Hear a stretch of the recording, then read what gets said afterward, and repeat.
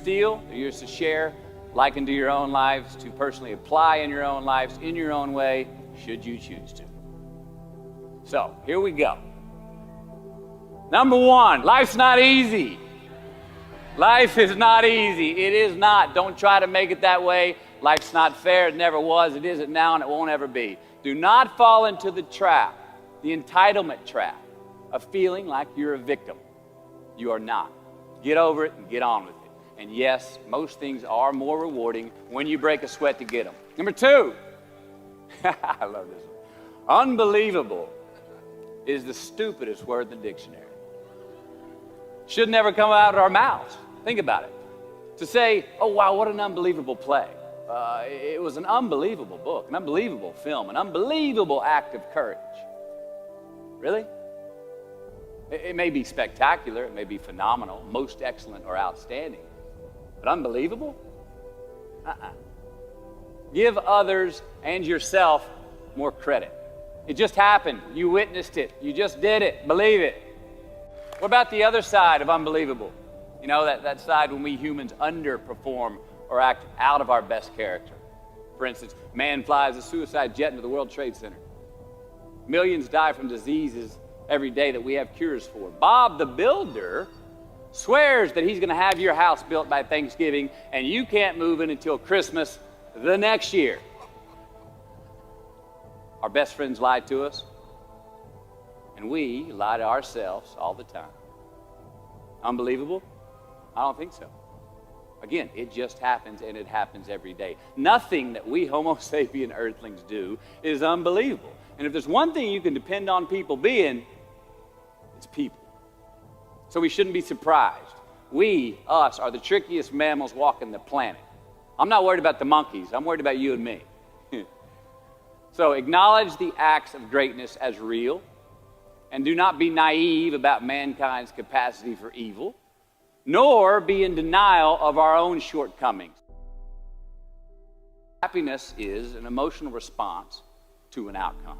If I win, I will be happy. If I don't, I won't. It's an if-then, cause and effect, quid pro quo standard that we cannot sustain because we immediately raise it every time we attain it. You see, happiness demands a certain outcome. It is result reliant. And I say, if happiness is what you're after, then you're going to be let down frequently, and you're going to be unhappy much of your time. Joy, though, joy is a different thing. It's something else. Joy is not a choice. It's not a response to some result. It's a constant. Joy is the feeling that we have from doing what we are fashioned to do, no matter the outcome. Now, personally, as an actor, I started enjoying my work and literally being more happy when I stopped trying to make the daily labor a means to a certain end. For example, I need this film to be a box office success. You know, I need my performance to be acknowledged. I need the respect of my peers. All those are reasonable aspirations, but the truth is, as soon as the work, the daily making of the movie, the doing of the deed became the reward in itself for me, I got more box office, more accolades and respect than I ever had before. See, joy is always in process. It's under construction. It is in constant approach, alive and well in the doing of what we're fashioned to do and enjoying it. Number 4, define success for yourself. Define success for yourself. Now check this out. I'm in south of New Orleans a few years ago, and I went to a voodoo shop. And they had this wooden partition against the wall with these columns. And in these columns were all these vials of these magic potions, right? And the headings above each potion defining what they would give you were things like fertility, health, family, legal help, energy, forgiveness, money. Guess which column was empty? Money. Let's admit it. Money is king today. It's what makes the world go round. It is success. The more we have, the more successful we are, right? Now, I would argue that our cultural values have even been financialized. Humility is not in vogue anymore. It's too passive. It's a get rich quick on the internet, richest 15 minutes of fame world that we live in, and we see it every day. But we all want to succeed, right? So the question that we got to ask ourselves is what success is to us, what success is to you. Is it more money? That's fine. I got nothing against money. I don't. Maybe it's a healthy family. Maybe it's a happy marriage. Maybe it's to help others, to be famous, to be spiritually sound, to leave the world a little bit better place than you found it. Continue to ask yourself that question. Now, your answer may change over time, and that's fine. But do yourself this favor. Whatever your answer is, don't choose anything that will jeopardize your soul. Prioritize who you are, who you want to be, and don't spend time with anything that antagonizes your character. Don't drink the Kool-Aid, man. It tastes sweet, but you will get cavities tomorrow, all right? Life is not a popularity contest. Be brave, take the hill, but first answer that question, what's my hill? So, me, how do I define success? For me, myself. Well, for me, it's a measurement of 5 things. We got fatherhood. We got being a good husband. We got my health, mind, body, and spirit. We got career, and we got friendships. These are what's important to me in my life right now. So I try to measure these 5 things each day. I check in with them. I like to see whether or not I'm in the debit section or the credit section with each one. Am I in the red or am I in the black? You follow? For instance, sometimes say my career's rolling. All right, it's way up here in the black, but I see how my relationship with my wife maybe could use a little bit more of my attention. I got to pick up the slack on being a better husband. Get that one out of the red. Or say my spiritual health could use some maintenance. It's down here, but hey, man, my friendships and my social life, they're in high gear, right? I got to recalibrate. Checks and balances. I got to go to church. Remember to say thank you more often, something. But I got to take the tally because I want to keep all 5 in healthy shape. And I know that if I don't take care of them, if I don't keep up maintenance on them, one of them is going to get weak, man. It's going to dip too deep into the debit section. It's going to go bankrupt. It's going to get sick, die even. So first, we have to define success for ourselves. And then we have to put in the work to maintain it. Take that daily tally. Tend our garden. Keep the things that are important to us in good shape. I mean, let's admit it. We've all got 2 wolves in us. A good one and a bad one. And they both want to eat. The best I can tell, we just got to feed that good one a little more than the other one. Here we go. Number 5. Process of elimination is the first step to our identity. AKA, where you are not is as important as where you are. All right, 1992, I got my first job as an actor.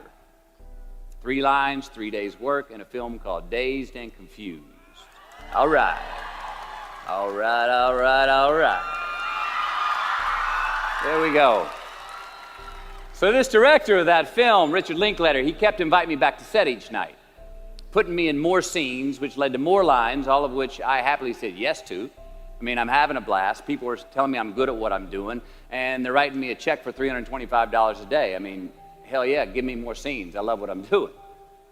Well, by the end of the shoot, by the end of the film, those 3 lines had turned into over 3 weeks' work, and it was mine. It was Wooderson's 1970 Chevelle that we went to go get Aerosmith tickets in, man. Yeah, it was badass. Well, a few years ago, I'm watching this film again, and I noticed 2 scenes that I really shouldn't have been in. In one of these scenes, my character Wooderson, I exit screen left to head somewhere, and then I re-enter the screen and to double check if any of the other characters wanted to go with me. Now, in rewatching the film, and you'll agree if you know Wooderson, Wooderson's not a guy who would ever say, later, and then come back to see if you were sure you didn't want to go. Now, when Wooderson leaves, Wooderson is gone. He does not stutter, step, flinch, rewind, ask twice, or solicit. You know what I'm talking about. Wooderson has better things to do, like liking those high school girls, man, because I get older and they stay the same age. My point is, I should not have been in that scene. Shouldn't have come back. Should have exited screen left and never come back.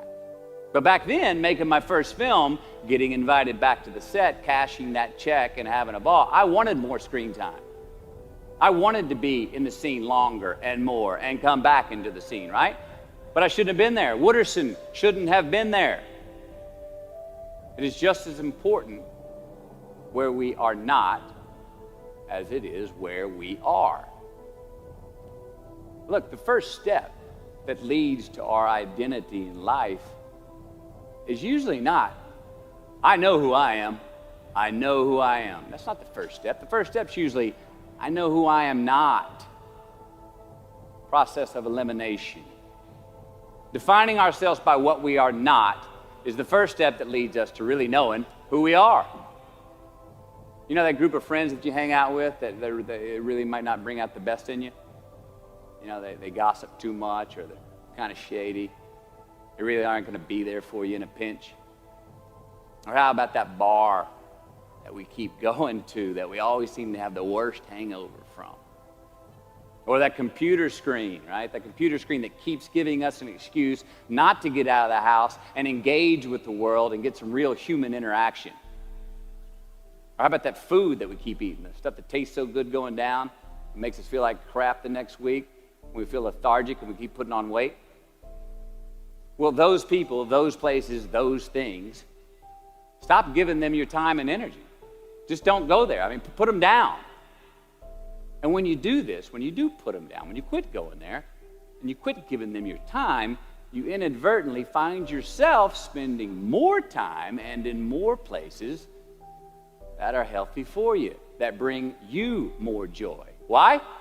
Because you just eliminated the who's, the where's, the what's, and the when's that were keeping you from your identity. Like, trust me, too many options, I promise you this, too many options will make a tyrant of us all. All right, so get rid of the excess, the wasted time. Decrease your options. If you do this, you will have accidentally, almost innocently, put in front of you what is important to you by process of elimination. Knowing who we are is hard. It's hard. So give yourself a break. Eliminate who you are not first, and you're going to find yourself where you need to be. Number 6, don't leave crumbs. And the beauty of delayed gratification. So what are crumbs? Well, the crumbs I'm talking about are the choices that we make that make us have to look over our shoulder in the future. You didn't pay that guy back the money that you owed him, and tonight you just saw him 3 rows behind you. Shit. You slept around on your spouse, and you just found out that tomorrow she and the lady you're having an affair with are going to be at the same PTA meeting. Shit again. You drank too much last night. You're too hungover to drive your son to his 8 a.m. Saturday morning baseball practice. These are the crumbs. They come in the form of regret, guilt, and remorse. You leave crumbs today, they will cause you more stress tomorrow. And they disallow you from creating a customized future in which you do not have to look over your shoulder. So let's flip the script. Instead of creating outcomes that take from us, let's create more outcomes that pay us back, fill us up, keep your fire lit, turn you on for the most amount of time in your future. These are the choices I'm talking about. And this is the beauty of delayed gratification. All right, tee yourself up. Do yourself a favor. Make the choices, the purchases today that pay you back tomorrow. Residuals. In my business, we call it mailbox money. If I do my job well today, and that movie keeps rerunning on TV, 5 years from now, I'm getting checks in the mailbox. It's a heck of a deal. So whether it's prepping the coffee maker the night before, so all you got to do is press the button in the morning, or getting ready for the job interview early so you don't have to cram the night before, or choosing not to hook up with that married woman because you know you're going to feel horrible about it tomorrow, and her husband carries a gun, or paying your debts on time, so that when you do see that guy 3 rows back tonight, you don't have to hunker down in your seat hoping that he don't see you. Get some ROI. You know what that is? Return on investment. Your investment. You. Customize your future. Don't leave crumbs. Number 7. Dissect your successes and the reciprocity of gratitude. We so often focus on failure, don't we? We study failure. We obsess with failure. We dissect failure and our failures. We dissect them so much we end up intoxicated with them to the point of disillusion. I mean, when do we write in our diary? Usually when we're depressed. What do we gossip about? Other people's flaws and limitations. I mean, we can dissect ourselves into self-loathing if we're not careful. I find that most of the times our obsession with what is wrong just ends up breeding more wrong, more failure. And the easiest way to dissect success is through gratitude. Giving thanks for that which we do have, for what is working. Appreciating the simple things we sometimes take for granted. We give thanks for these things, and that gratitude reciprocates, creating more to be thankful for. It's really simple, and it works.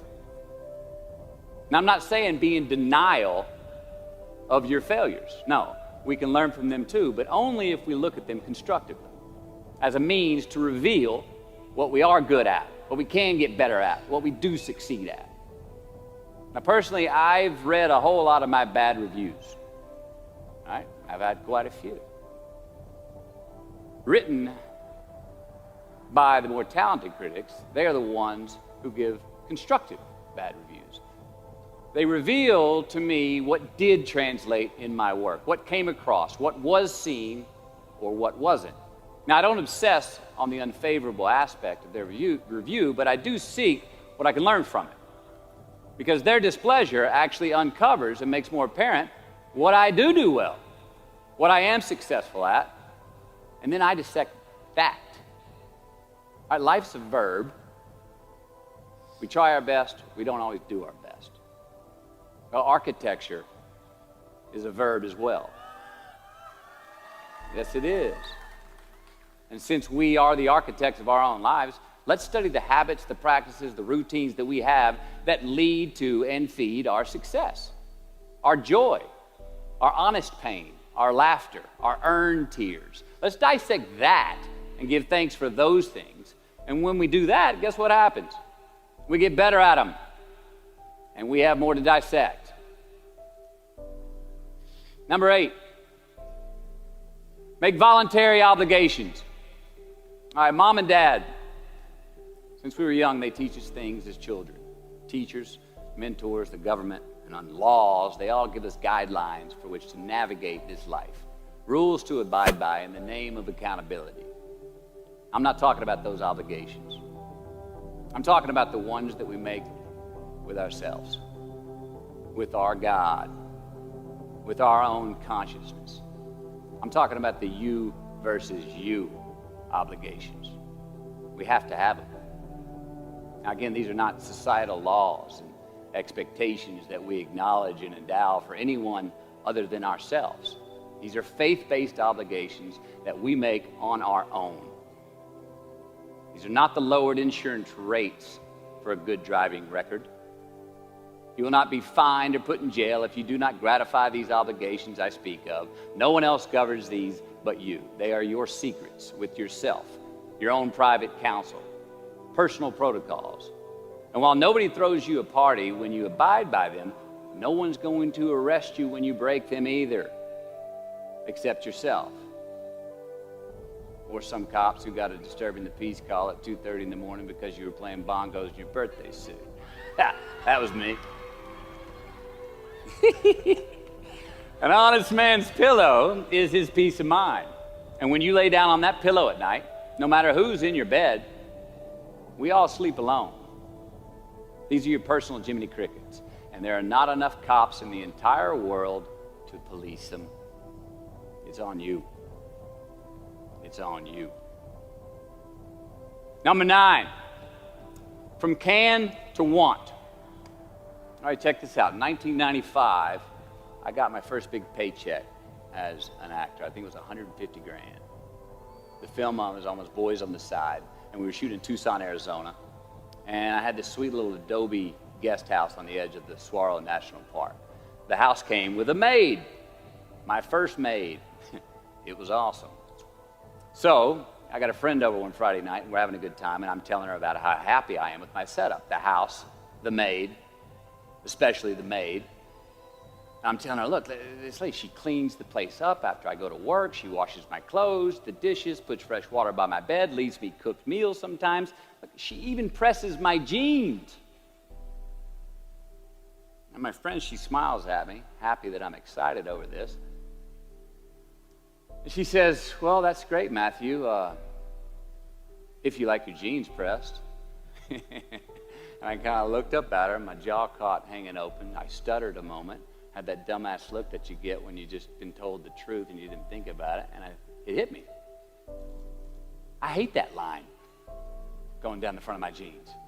I hate that line. And it was then, for the first time, that I noticed it. I'd never thought about not liking that starch line down the front of my jeans because I'd never had a maid to iron my jeans before. And since she did, now for the first time in my life, I just liked it because I could get it. I never thought about if I really wanted it. Well, I didn't want it there, that line. And that night I learned something. Just because you can, nah, come on. It's not a good enough reason to do something. Even when it means having more. Be discerning. Choose it because you want it. Do it because you want to. Never had my jeans pressed again. I hate that line. Number 10, a roof is a man-made thing. This may cut a little close to the bone since the geography, but I think we all were there and we'll all remember where we were. But in January the 3rd, 1993, it was the NFL playoffs, and your Houston Oilers were playing the Buffalo Bills. The Oilers were up 28-3 at halftime. 35-3 early in the third. Frank Reich and the Bills come back to win 41-38 in overtime for one of the greatest comebacks in NFL history. Yeah, the Bills won, but they didn't really beat the Oilers. The Oilers lost that game. They beat themselves. Y'all remember that, huh? Why? Why'd they beat themselves? Or how? Was it because at halftime they put a ceiling, a roof, a limit on their belief in themselves, aka the prevent defense? Or maybe they started thinking about the next opponent in the playoffs at halftime. I mean, they were up.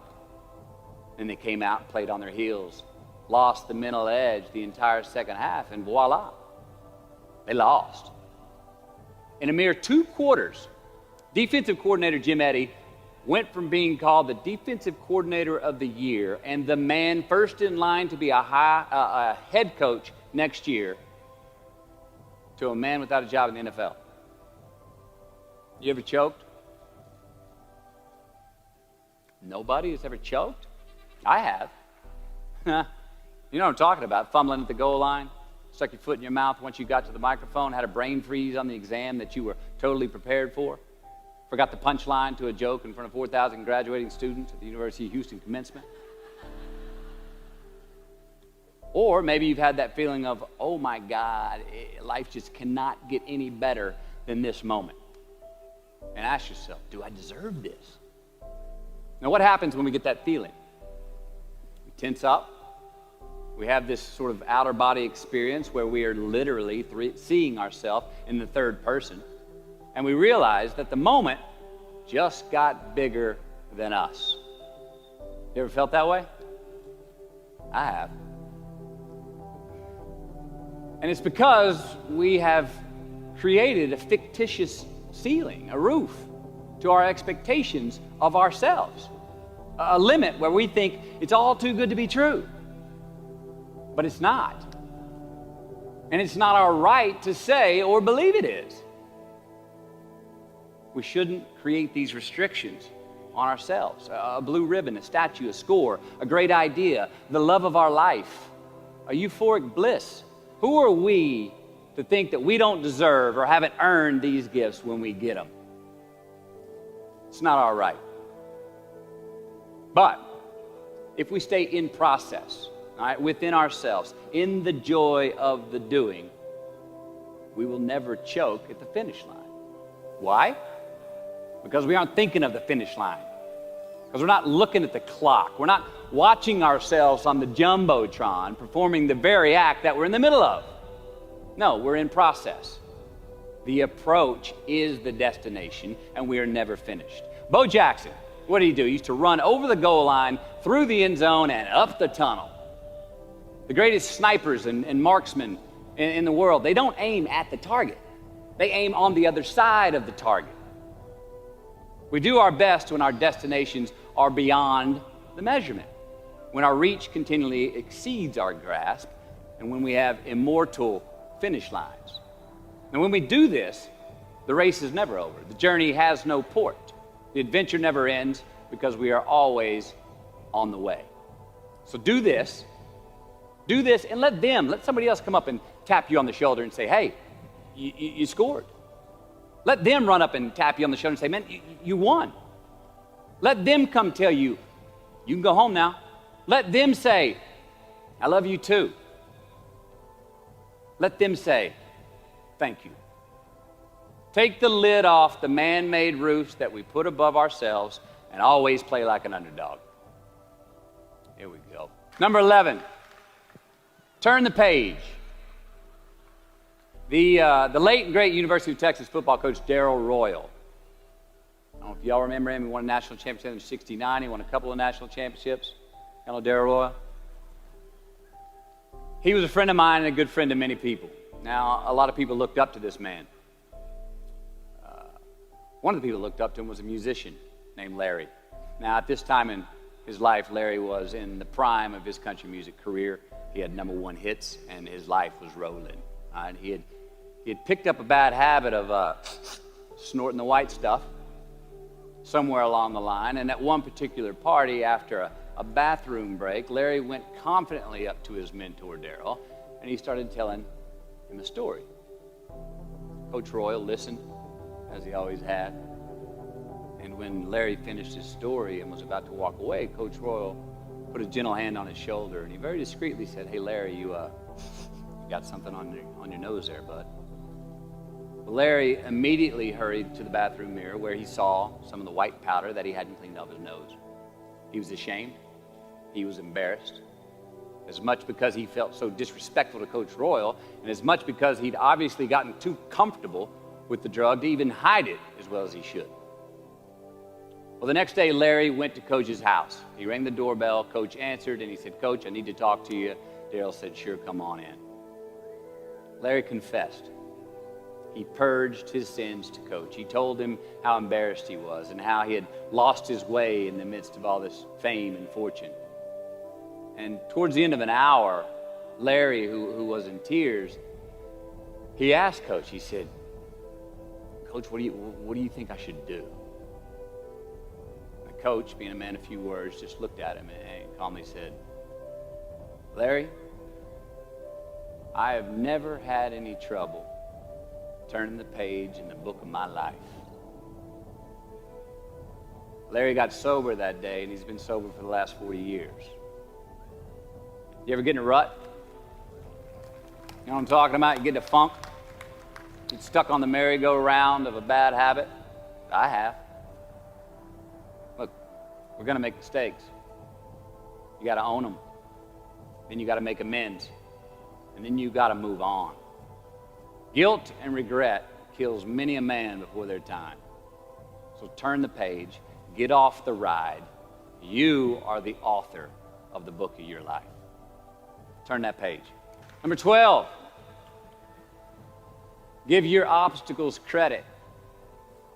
You know those no fear t-shirts that were out? I don't know. People used to wear them 10 years ago. No fear. You may remember those, or it's just me? I saw them everywhere. All right.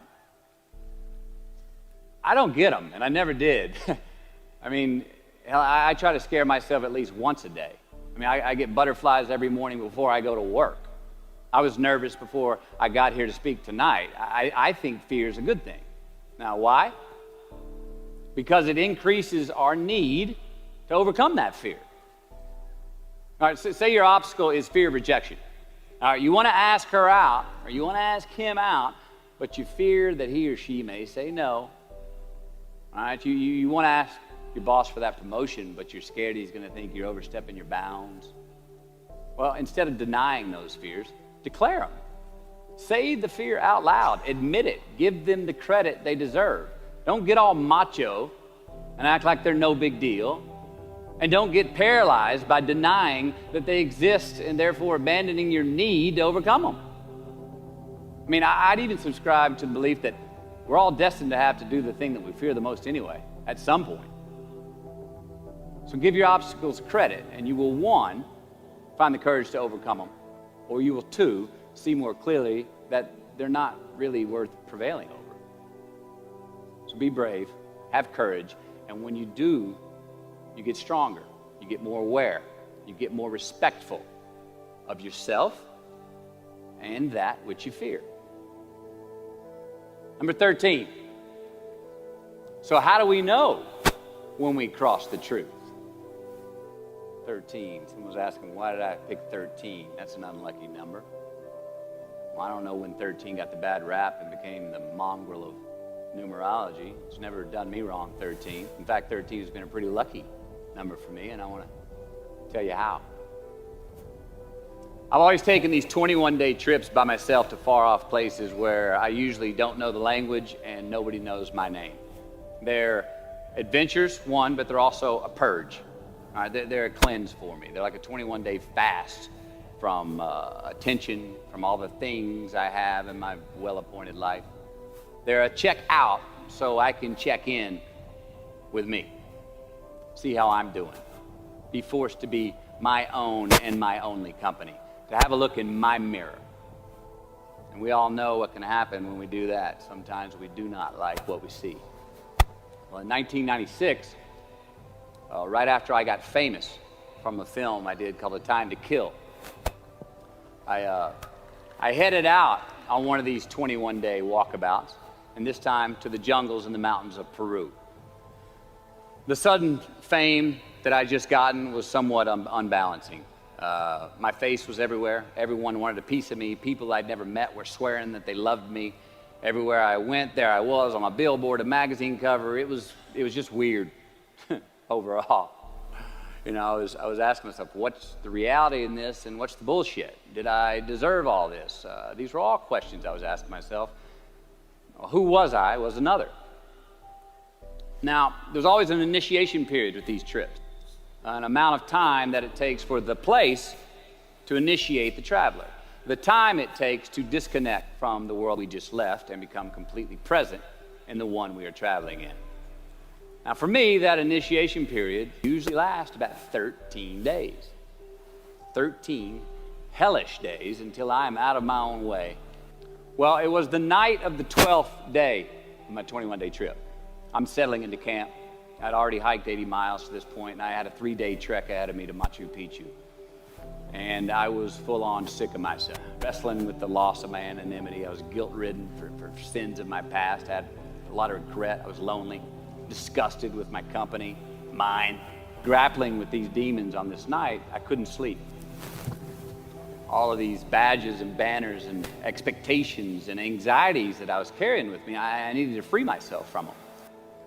So I stripped down to nothing. I took every moniker that gave me pride and confidence, all the window dressings, the packaging around the product. I discarded them all. I got rid of my lucky and faithful American cap. I stripped off all my talismans from adventures past. I even discarded my late father's gold ring with an M on it that he gave to me. And it was a meltdown of he and my mom's class rings and gold from my mom's teeth. I even got rid of that. I was naked, literally and figuratively. And I got sick. I felt clean. I felt free and light. Along a muddy path on this walk, I turned a corner And there in the middle of the road was this mirage, this magnificent pinks and blues and red colors that I'd ever seen. It was electric, glowing and vibrant, just hovering just off the surface of the jungle floor as if it was plugged into some neon power plant. I stopped, I stared, there was no way around it. The jungle floor in front of me was actually thousands of butterflies there in my path. It was spectacular. So I stayed a while. And somewhere in my captivation, I heard this little voice inside my head say these words. All I want is what I can see. And all I can see is what's in front of me. Now, at that moment, trip, I had stopped anticipating what was around the corner. For the first time, I stopped thinking about what was coming up next, what was up ahead. Time slowed down. I was no longer in a rush to get anywhere, and my anxieties were greatly eased.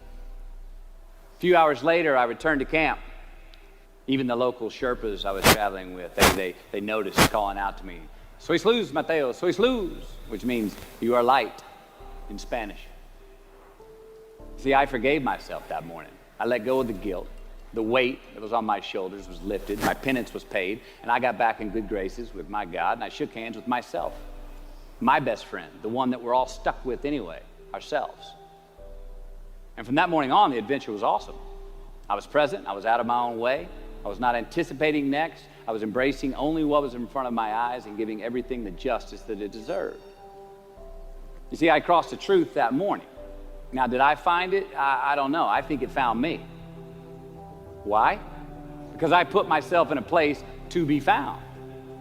I put myself in a place to receive the truth. So how do we know when we cross the truth? Well, I think the truth's all around us all the time. I mean, I think the answer, is always right there. I think it's all around us. We just don't always see it. We don't always grasp it, hear it, access it. Usually because we're not in the right place to do so. So what do? First, I believe we've got to put ourselves in the place to receive the truth. Let's admit it, we live in an extremely noisy world with all kinds of frequencies coming at us. We got commitments, we got deadlines, fix this, do that, plans, expectations, and they all make it hard to get clarity and peace of mind. So we have to consciously put ourselves in places to receive that clarity. Now that may be prayer, that may be meditation, that may be a walkabout, that may be being in the right company, a road trip, whatever it is for you, schedule that time. Schedule it. So, if we do that, if we hear it, if we put ourselves in a place to hear it, and we do, and it's become clear, a truth, natural and infinite, then the second part comes, which is to personalize it. Ask yourself how it works for you, how it applies to you personally, why you need it in your life specifically. And if you do that, then comes the third part. Have the patience to internalize it and get it from our intellectual head, thinking about it, and into our bones and our soul and our instinct. Now, we cannot rush this part. It does take time. So if we get that far, we've received it, we personalized it, and we've internalized it. Got to have the courage to act on it, to actually take it into our daily lives and practice it, to make it an active part of who we are and live it. We can do that. All right, if we can do that, then we have what I believe is heaven right here on earth. And that's the place where what we want is also just what we need. I mean, that's the ticket, isn't it? Think about it. I know that's where I want to live.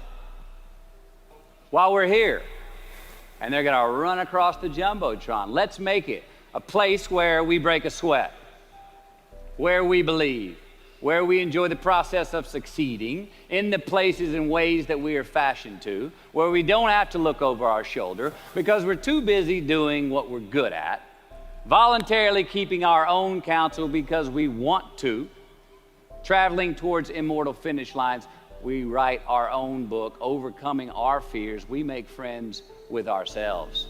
And that is the place that I'm talking about.